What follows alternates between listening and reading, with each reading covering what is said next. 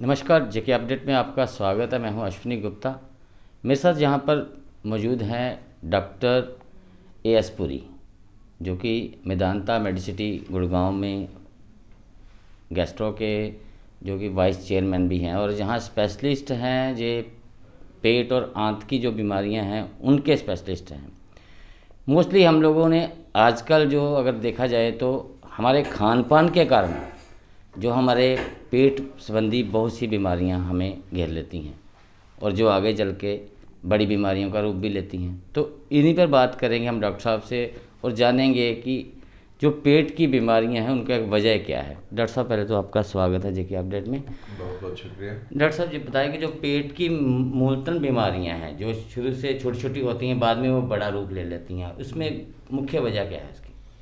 देखिए, एक एक करके लेते हैं कि एक तो यहाँ बहुत कॉमन पूरे भारत में ही कह सकते हैं, वो है GERD या GERD कहते हैं। उसका मतलब यही है कि जो पेट का एसिड बनता है वो हमारे फूड पाइप में चले जाता है, तो वो जाना चाहिए इंटेस्टाइन में और वो उल्टी दिशा में जाता है। जैसे यहाँ सड़क का एक वन वे ट्रैफिक होता है, अगर वो हम दोनों तरफ से जाने लगे तो वहाँ प्रॉब्लम हो जाती है। तो इसी तरह यहाँ पे ये जो एसिडिटी होती है, जिसको कॉमन लैंग्वेज में एसिडिटी कहते हैं, वो ये है कि जो पेट एसिड बनाता है और वो फूड पाइप में जाएगी ना, उससे क्या होती है, जलन होती है और आगे जाके अगर ज़्यादा डैमेज हो जाए तो रास्ता भी सिकुड़ जाता है, स्ट्रक्चर भी बन सकता है, कैंसर भी बन सकता है।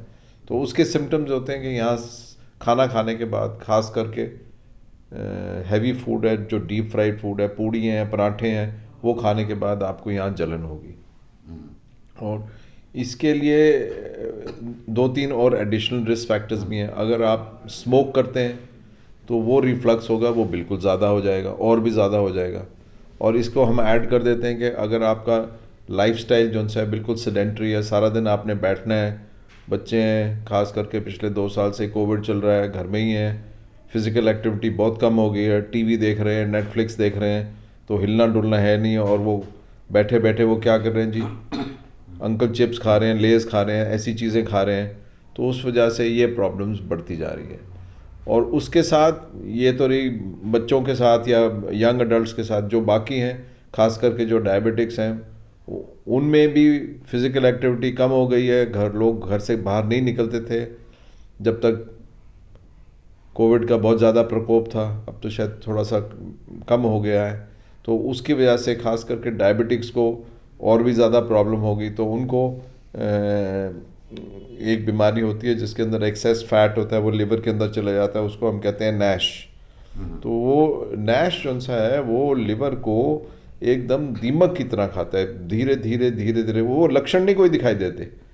जब लिवर पूरा डैमेज हो जाएगा, दीमक पूरी चीज़ खा गई है, तब जाके वो जैसे घर गिर जाता है तो वो लिवर एकदम गिर जाता है, तब जॉन्डिस हो सकता है, खून की उल्टी आ सकती है, पेट में पानी पड़ सकता है। सारे लक्षण तब जाके पता लगते हैं कि ये लिवर तो इतना डैमेज हो गया, 70% डैमेज हो गया, 80% डैमेज हो गया। तो ये है। और तीसरी आजकल अगेन काफ़ी एक प्रॉब्लम आती है, वो है कॉन्स्टिपेशन की। लोग जो से हैं वो कहते हैं जी कब्ज़ रहती है। उसका भी मुख्य कारण यही है कि हमारी फिज़िकल एक्टिविटी इतनी कम हो गई है और हम फास्ट फूड खा रहे हैं। यंगर जनरेशन तो फास्ट फूड में ही बिल्कुल प्रेफर करती है, घर का खाना नहीं खाना चाहते। तो उसकी वजह से इंटेस्टाइन में भी बीमारियां हो जाती हैं, खासकर रिलेटेड टू कॉन्स्टिपेशन। डॉक्टर साहब, एक बीमारी जैसे हम अल्सर कह देते हैं, तो इसका कारण क्या है कि ये क्यों बनता है और किस स्टेज में कैसे उसका उपचार किया जा सकता है? ऐसा है कि एक ज़माने में कहा जाता था अल्सर होती है because of Hari, because of worry and because of करी। हरी मतलब कि हमारा लाइफस्टाइल ऐसा है कि हम बिल्कुल भागे जा रहे हैं भागे जा रहे हैं। ऐसा नहीं कि आराम से बैठ के रोटी खानी है तो आप आधा घंटा बैठ के आराम से खाओ, उसको हम कहते थे हरी। दूसरा है वरी। वरी होती थी कि चिंता लगी हुई है सारा टाइम, कोई बिजनेस की चिंता है, कोई घर की चिंता है, कोई किसी और की चिंता है, वो वरी। और तीसरा था करी। करी होती है मतलब आप मसाले वाली चीज़ें, बटर चिकन खाना है, ऐसी चीज़ें खाना है। तो ये पुराने ज़माने में माना जाता था। अब ये सब प्रूव हो चुका है साइंटिफिकली कि जो अल्सर है it is because of a organism, एक कीड़ा जिसको हम उर्दू में कहते हैं जरासिम माइक होता है, वो हमारे पेट में होता है और उसकी वजह से जो अल्सर बन जाता है, बिकॉज बॉडी जो सी एसिड ज़्यादा प्रोड्यूस करती है।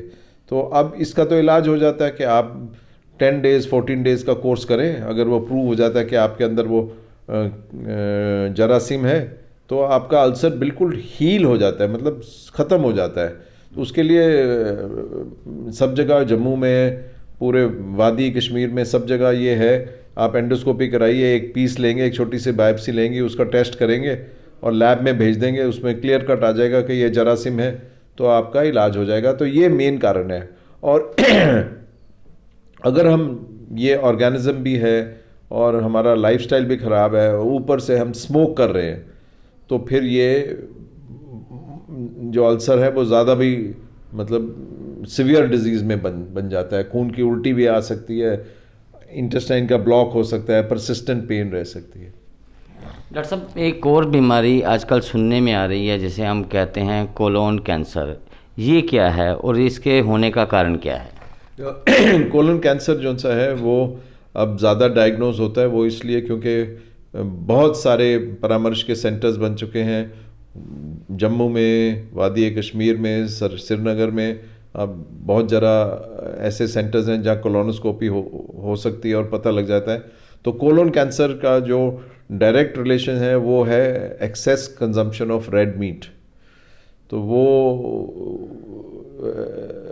एक रिस्क फैक्टर माना जाता है। अगर आप अच्छी मात्रा में ग्रीन वेजिटेबल्स वगैरह खा रहे हैं तो उसमें वो रिस्क कम हो जाता है। अब मैं आपको पर्सनल एक्सपीरियंस से बताऊं तो मैं हार्डली, मतलब अगर मैं देखूं, मेरे जैन पेशेंट्स जो जैन धर्म के हैं, वो उनको कोलन कैंसर बिल्कुल कम होता है।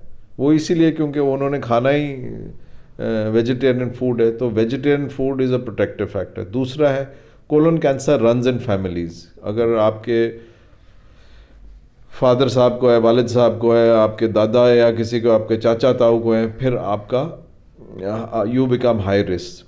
और ख़ास करके अगर फ़र्ज़ कीजिए, हम कहते हैं कि अगर आपके वालिद को, आपके फादर को 50 ईयर्स से पहले, या मदर को 50 ईयर्स से पहले कोलन कैंसर हुआ हो, तो फिर आपका रिस्क और भी बढ़ जाता है।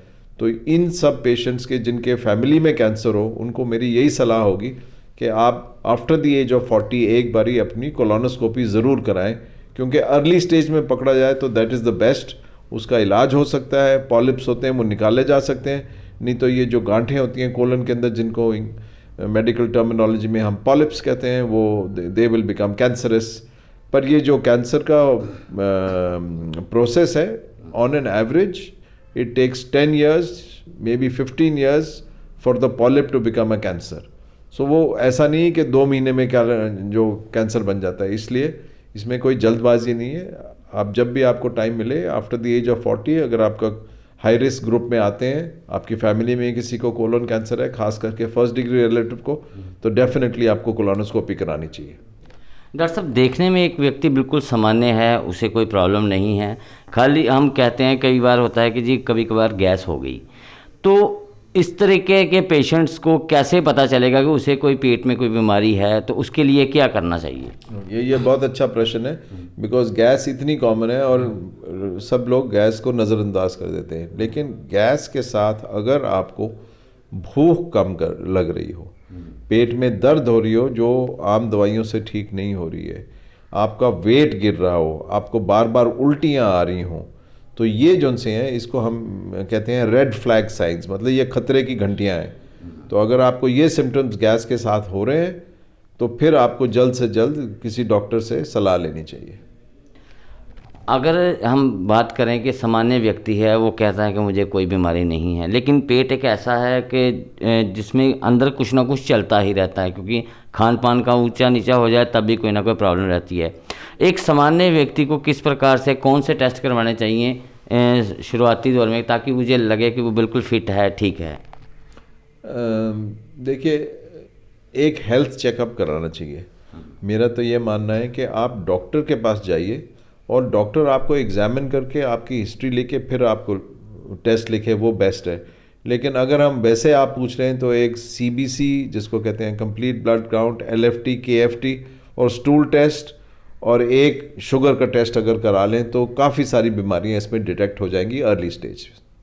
बहुत बहुत शुक्रिया डॉक्टर साहब हमसे बात करने के लिए। तो ये थे डॉक्टर AS पुरी, जिन्होंने बड़े विस्तार से बताया कि सबसे बड़ी जो बीमारियों का कारण है वो पहले तो हमारा खान पान है जो हम खा रहे हैं, क्योंकि हम घर का खाना भूलते जा रहे हैं। और अधिकतर जो नॉनवेज अगर हम बात करें तो रेड मीट खाने ज़्यादा मात्रा में खाने से भी बीमारियों ज़्यादा पनपती हैं, जबकि हरी सब्जियां और घर का खाना सबसे बेस्ट है।